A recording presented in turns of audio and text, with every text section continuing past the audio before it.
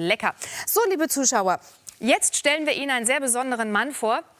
Einen sehr abenteuerlustigen Menschen. Unser heutiger Gast liebt das Reisen und er leidet an Fernweh, und zwar in heftigster Form.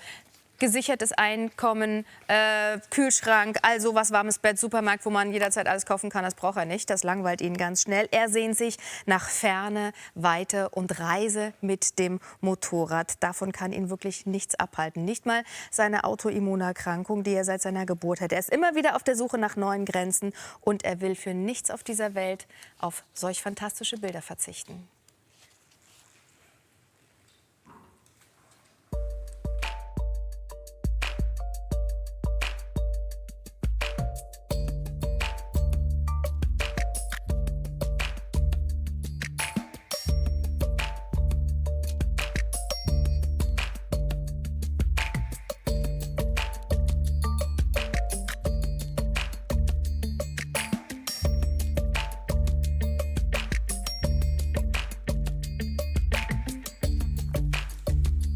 Die Bilder, die Sie da gesehen haben, hat Joshua Steinberg gedreht und erlebt auf Abenteuerreisen. Herzlich willkommen, Joshua. Wir wollen erst mal aufklären, wir kennen uns zwar nicht, wir duzen uns aber trotzdem, weil du in der halben Welt unterwegs bist und sagst, da duzen die sich alle, nur in Deutschland sieht man sich. Und du hast es nicht so mit dem Sie, richtig? Nee, ich finde, das ja, gibt es nur hier. Also überall auf der Welt, wo man ankommt und auch wo ich arbeite, beim Roten Kreuz oder in der Schule oder... Ja, da duzt man sich einfach. Das ist Dann machen wir das jetzt auch. Genau. Wir müssen mal aufklären. Du hast hier ein Kühlpack auf der Schulter und du bist ein bisschen lediert und dann hast du auch noch einen Gips am Fuß. Du hattest gestern einen Unfall mit dem Motorrad, mit dem du quasi um die halbe Welt schon gereist bist. Was ist denn dir passiert? Ja, ich war gestern Nacht Sterne fotografieren um 2 Uhr und auf dem Rückweg, da hat mir ein Rehbock die Vorfahrt genommen. Er kam von links.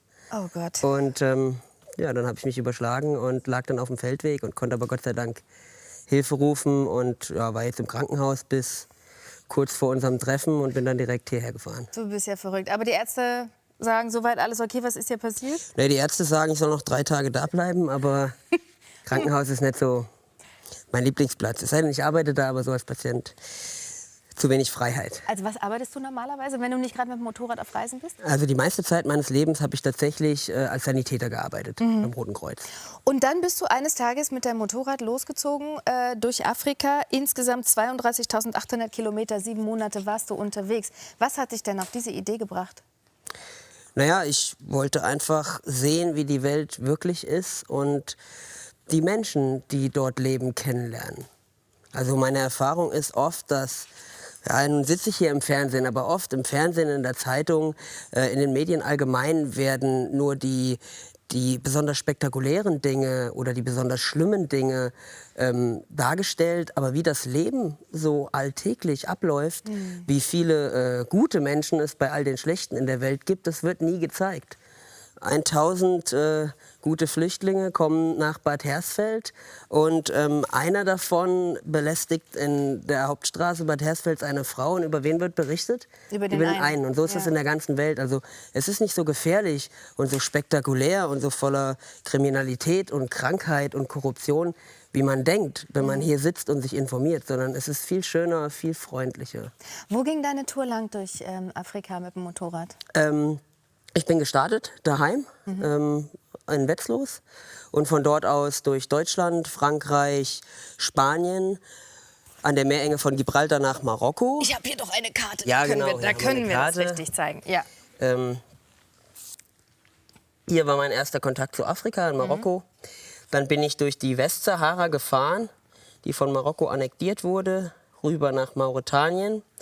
Wollte hier nach Mali, allerdings war die Grenze hier gesperrt, also wieder zurück in den Senegal. Dann war der ursprüngliche Plan durch Guinea, Liberia, Elfenbeinküste, aber zu dem Zeitpunkt, als ich dort war, war dieses Ebola-Problem. So gab es viele Ebola-Fälle, die Grenzen hier waren alle gesperrt.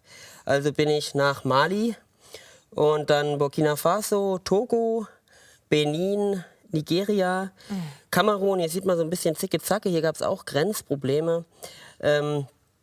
Gabun, die Republik Kongo, die Demokratische Republik Kongo. Dort wollte ich nach Sambia. Auch dort war die Straße unbefahrbar.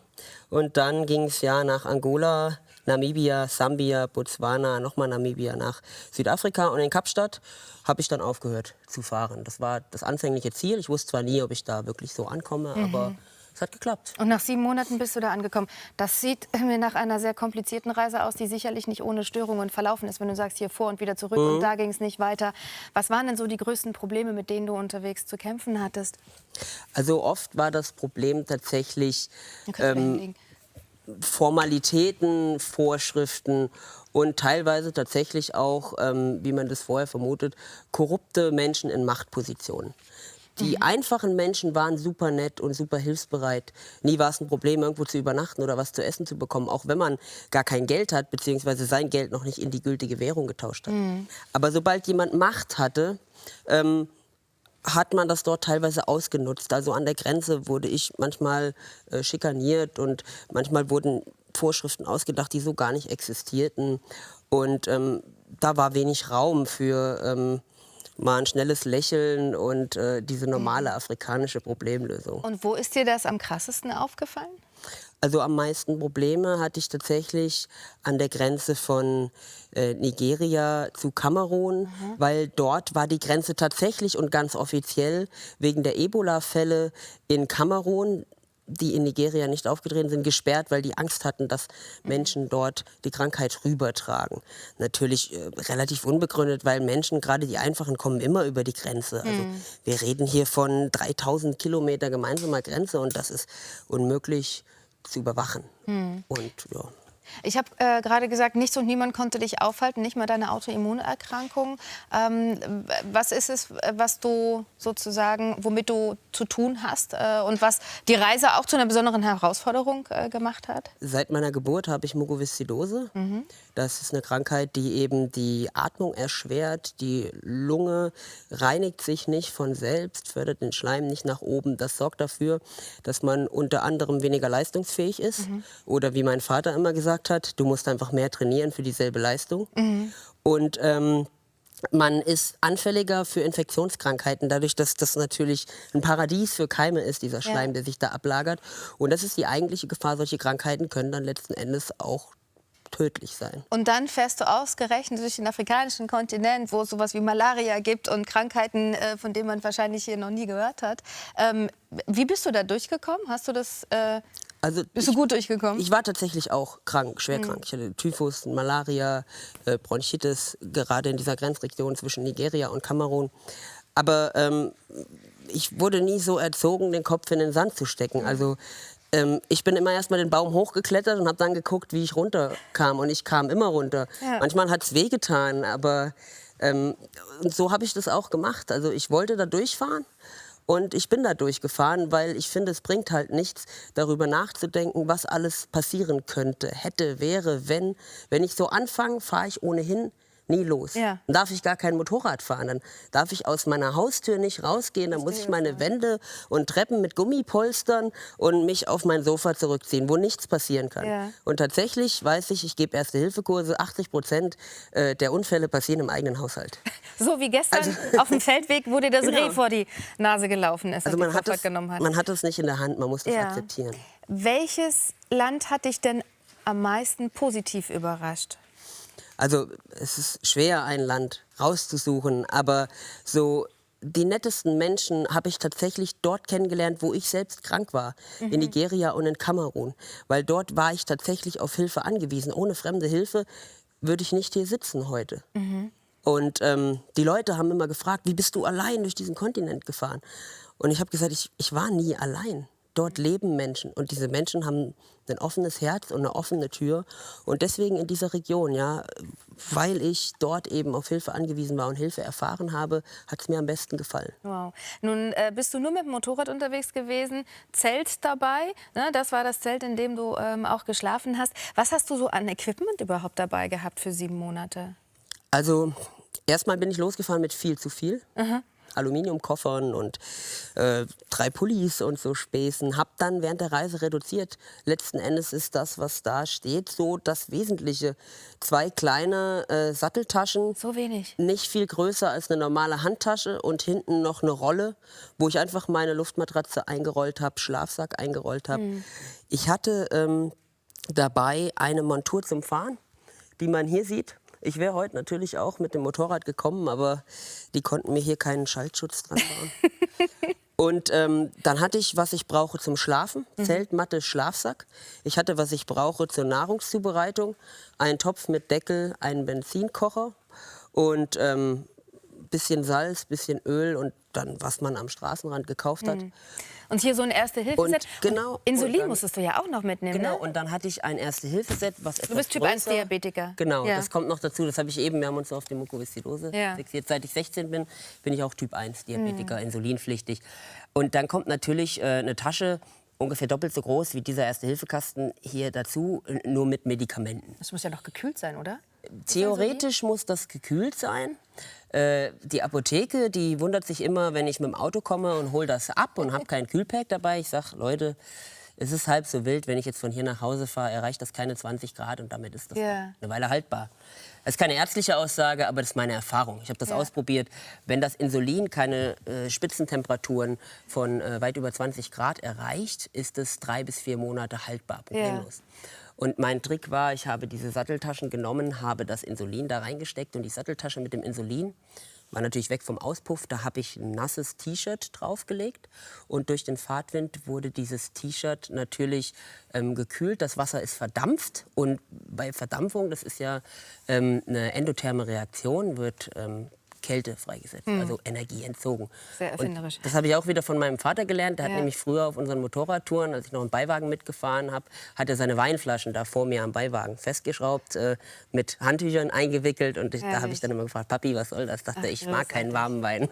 Über 30.000 Kilometer mit dem Motorrad durch Afrika, 7 Monate lang. Du warst dann kurz danach auch in Lateinamerika mit deiner Freundin. Da wart ihr auch mit dem Motorrad. Du hast Bücher darüber geschrieben, wo du davon erzählst, hältst auch Vorträge. Wir sprechen auch gleich weiter über das Abenteuer durch Lateinamerika. Ich danke dir sehr, dass du heute hier trotz deiner Verletzung des Unfalls gestern hergekommen bist. Finde ich ganz großartig. Dankeschön. Bleib noch ganz entspannt sitzen. Wir widmen uns jetzt einem Thema, das, mit dem du wahrscheinlich nichts zu tun hast, weil du niemals eine Pauschalreise buchen würdest. Wir wissen Bescheid. So, jetzt machen wir eine kleine Reise um die Welt in unseren Gedanken mit unseren beiden Gästen Joshua Steinberg und Joanna Breitbart. Herzlich willkommen. Joshua haben wir in der vergangenen Stunde schon kennengelernt. Da hast du uns erzählt von deinem Trip mit dem Motorrad durch Afrika, über 30.000 Kilometer, 7 Monate lang. Und dann ging es weiter nach Lateinamerika mit dir. Ihr seid ein Pärchen und du hast dann gesagt, du willst mitkommen. Haben deine Eltern nicht gedacht, du bist ein bisschen verrückt, du konntest ja nicht mal Motorrad fahren und dann willst du so eine lange Motorradreise durch Lateinamerika machen? Die haben bestimmt gedacht, ich bin ein bisschen verrückt, ja. Aber anmerken lassen haben sie sich's nicht. Haben sie nicht. Sie haben gesagt, cool, mach das. Ja, wir müssen kurz aufklären, warum wir uns duzen. Wir kannten uns zwar vorher nicht, aber du bist gleich hier so rein und mit allen per Du gewesen, weil man das so auf Reisen macht. Ne? Du bist sehr viel unterwegs, international. Was war der Auslöser für dich zu sagen, nach 7 Monaten durch Afrika, jetzt Lateinamerika und zwar mit Freundinnen, nicht alleine? Könnte ja auch die Beziehung durchaus stressen, sowas. Ja, das ist ja jetzt keine Entscheidung, die man trifft. Wir haben uns halt nach der Afrikareise kennengelernt, im Januar 2016. Und dann haben wir uns so gut verstanden, dass meine eigentliche Reiseplanung im Mai 2016 nach Asien zu fahren eben erst mal nach hinten verschoben wurde, weil wir konnten uns halt ganz gut leiden. Ja. Und dann haben wir gesagt, wir müssen da eine Lösung finden. Und sie hat dann einfach gesagt, okay, ich fahre mit dir. Wie cool. Ich habe das schon oft gehört, Ja. aber tatsächlich stand am Abfahrtstag noch nie jemand neben mir. Aber du hast da gestanden, obwohl du vorher noch gar nicht Motorrad fahren konntest. Bevor wir weiterreden und Sie sich fragen, was hat denn der Kerl da auf der Schulter? Das ist ein Kühlpack. Du hast gestern einen Motorradunfall gehabt.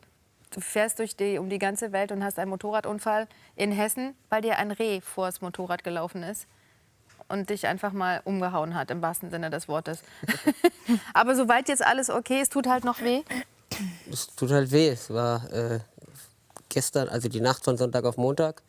Und der Arzt fand es nicht so cool, dass ich heute hierher musste. Aber man steckt da halt nicht drin. Wie gesagt, so eine Reise ist nicht weniger oder mehr gefährlich als der Straßenverkehr hier auch. Man hat es einfach nicht in der Hand. Es kann dir auch in Hessen passieren. Genau. In Lateinamerika. Wir gucken mal uns die Strecke an, wo ihr beide unterwegs gewesen seid. Lateinamerika. Da haben wir hier eine Karte. Oh je. Ihr wart wie lange unterwegs, Joanna? 13 Monate. 13 Monate. Nur mit dem Motorrad und ja dann extrem wenig Gepäck, oder? Das muss für dich als Frau ja, glaube ich, besonders schwierig gewesen sein. Ja, wir hatten 2 Satteltaschen, Ja. eine links, eine rechts und eine Rolle hinten drauf. Und wie lange konntest du dann schon Motorrad fahren, bevor es losging? Du hast es ja dafür extra gelernt. Ja, 4 Monate vorher habe ich den Motorradführerschein gemacht. Oh Gott, das ist verrückt. Joshua, erzähl uns doch mal kurz, wo fing die Reise an und wo gab es Schwierigkeiten? Die Reise fing an in Santiago de Chile, weil die Flüge einfach von uns nach Santiago die günstigsten nach Südamerika sind. Dann sind wir nach Patagonien. Und zwar hier runter durch den Süden Chiles, Argentinien, die Carretera Austral, viel Schotter, viel Offroad, bis nach Ushuaia, der tatsächlich südlichsten Stadt der Welt. Man nennt das dort Ende der Welt. Hoch, hier die schwarze Linie ist mit der Fähre. Mit der Fähre hoch, dann an Santiago wieder vorbei, unsere Freunde besuchen, die wir natürlich kennengelernt haben dort. Hier durch die Atacama-Wüste, über die Pässe zwischen Chile und Argentinien. Und dann ging es hier rüber nach Paraguay, Uruguay. Ihr seht, die Linie endet hier. Uruguay hat uns nicht reingelassen. Waren Papierprobleme der Motorräder. Sind dann zurück hier nach Brasilien. Dieser Schlenker, da ist mein Bruder, der Nino, dran schuld, der mich heute aus dem Krankenhaus geholt hat. Der hat uns in Rio besucht. Da saßen wir dann zu dritt auf 2 Motorrädern. Oh Gott. Auf 2 Kleingubikmaschinen, sind dann hier den Kreis gefahren, dann hier hoch. Quer durch Brasilien, nicht an der Küste wie die meisten Touristen, sondern wirklich mittendurch. Nach Belém mit der Fähre durchs Amazonasdelta, Macapá, Französisch-Guyana, Suriname, Guyana. Dann wollten wir nach Venezuela, die Grenze war leider geschlossen. Und dann sind wir von Manaus quer durch den Amazonas nach Porto Velho mit dem Motorrad gefahren. Im Ende der Regenzeit, das war ein bisschen schwierig. Dann hier nach Bolivien, La Paz, hoch durch Peru, durch Ecuador, nach Kolumbien hinein. Da langsam ging Geld und Zeit aus. Außerdem waren wir hier leider illegal, wir durften hier nicht einreisen. Da sind wir wieder rumgedreht. Durch Ecuador, wieder Peru, haben in Bolivien noch schöne 2 Monate verbracht und sind dann wieder zurück durch die Atacama-Wüste nach Santiago. Unglaublich. Deswegen ja auch, lass uns mal ein Ründchen fahren. Und die Motorräder haben durchgehalten, haben nicht schlapp gemacht. Ja, Nicht schlapp. keinerlei technische Probleme. Nun konntest du gerade mal 4 Monate lang Motorrad fahren, bevor es dann für 13 Monate auf große Motorradtour ging. Was war denn für dich dabei die größte Herausforderung? Naja, das Fahren an sich eigentlich am Anfang erstmal. Ich meine, wenn man den Motorradführerschein macht, dann kann man ja noch kein Motorrad fahren. Da fällt einem das Motorradfahren auf normaler Straße ja schon schwer.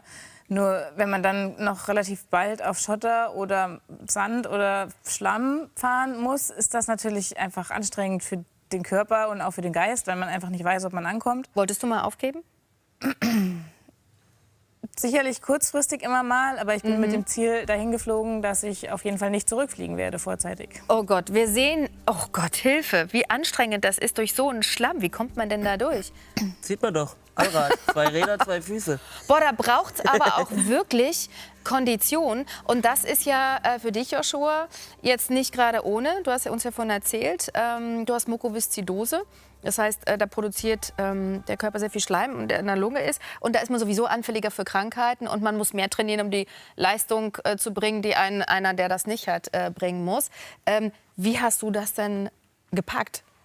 Ja, man findet im Leben immer Ausreden zu sagen, warum man selbst jetzt das nicht könnte. Ja. Aber ich habe halt gesagt, ich muss einfach härter trainieren, um dasselbe zu tun. Und so bin ich diszipliniert und mache viel Sport und halte mich fit.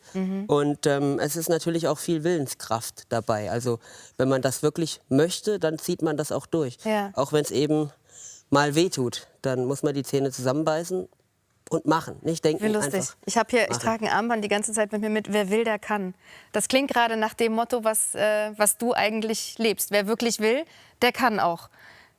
Du bist sogar auf 6.000 Meter Höhe gewesen? Wir, ja. Mit der Mukoviszidose, ihr beide zusammen. Was war, wenn ihr so erzählt von eurer Reise durch Lateinamerika, das, was euch als erstes in den Sinn kommt und wo sofort das Gesicht anfängt zu strahlen? Was ist das Erste, woran ihr denkt an schönen Eindrücken bei Lateinamerika bei der Reise? Also als große Überschrift würde ich ganz klar sagen Bolivien. Warum? Als Land, weil es war für uns einfach das Schönste auf der Reise. Es war von der Kultur her so anders als bei uns hier zu Hause und aber auch so schön, das zu erfahren. Und die Menschen, ja, das ist eines der ärmsten Länder in Südamerika und die Menschen sind aber einfach halt am freundlichsten und am hilfsbereitesten. Und auch die Landschaft hat uns sehr gefallen dort. Nun wart ihr nur mit diesem kleinen Zelt unterwegs. Wir sehen, ihr habt überall Leute kennengelernt. Und dieses kleine Zelt war euer treuer Begleiter und so wenig Gepäck. Mal ganz ehrlich, wie lange kanntet ihr euch vorher, bevor es losging? Noch nicht so lange, oder? 8 Monate. 8 Monate. Sowas macht ja was mit einem und auch mit einer Beziehung. Und wenn man die ganze Zeit so auf so engem Raum zusammen ist und unter so stressigen Bedingungen ja auch, habt ihr zwischendurch nicht mal das Gefühl gehabt, so, ich brauche jetzt mal Ruhe vor dem anderen? Gab es solche Momente, wo ihr euch da auch behagt habt? Kann man sich das leisten überhaupt auf so einer Reise? Also es gab klar solche Momente. Die ersten 2-3 Monate am häufigsten, weil da muss man sich erst mal einspielen, sowohl in der Reise als auch als Team. Aber dann wurde es eigentlich immer besser und dann wird man immer mehr zum Team. Es gab aber tatsächlich auch mal 2 Tage, wo wir getrennt gefahren sind. Wie getrennt? Naja, er ist eine Stunde vorher losgefahren und ich bin nachgefahren, weil es war alles einfach die äußeren Umstände anstrengend und dann streitet man sich natürlich noch mal mehr und naja, wir haben uns dann halt abends wieder getroffen, weil wir hatten ja nur ein Zelt. Das heißt, ihr musstet euch dann... War nicht so schlimm, dass wir den wieder anderen nicht treffen. erfrieren lassen wollten oder so. Wo soll denn die nächste Reise hingehen? Habt ihr schon Pläne? Fehlt ja noch ein Kontinent. Asien. Halt, ja. Und auch wieder mit dem Motorrad. Inzwischen kannst du ja besser fahren. Das dürfte ja dann eine entspanntere Reise werden, oder? Mittlerweile kann ich es ganz gut, ja. Ihr habt einen Reiseblog auch darüber geschrieben, 2 Bücher über eure Reise. Und man kann euch auch bei Vorträgen erleben, oder? Ja, das ist richtig. Also So 3-4 Stunden muss man sich Zeit nehmen. ja gut, es sind viele Geschichten. Ich meine, das sind 13 Monate. Ja, toll. Und es ist halt so, jetzt im Sommerhalbjahr sind nicht viele Vorträge. Wir fahren lieber Motorrad, wenn das Wetter gut ist. Und also nicht so, dass wir im Winter nicht fahren, aber jetzt ist halt keine Zeit. Und im Winterhalbjahr, ja, wir sind jetzt zeitnah auf Willis Reisetreffen in Enkirch an der Mosel. Und ansonsten ist im Sommerhalbjahr nichts. Im Winterhalbjahr dann kann man auf unserer Internetseite gucken. Da sind dann die Vortragstermine angekündigt. Und ja, da ist bestimmt noch irgendwas in der Nähe dabei. Ich wünsche dir erstmal gute Besserung nach dem Motorradunfall, den du vorgestern in Hessen hattest. Also toi, toi, toi, dass das alles wieder gut verheilt und gut wird. Und wünsche euch eine ganz, ganz tolle nächste Reise dann durch Asien. Kommt wieder her und erzählt uns davon. Danke.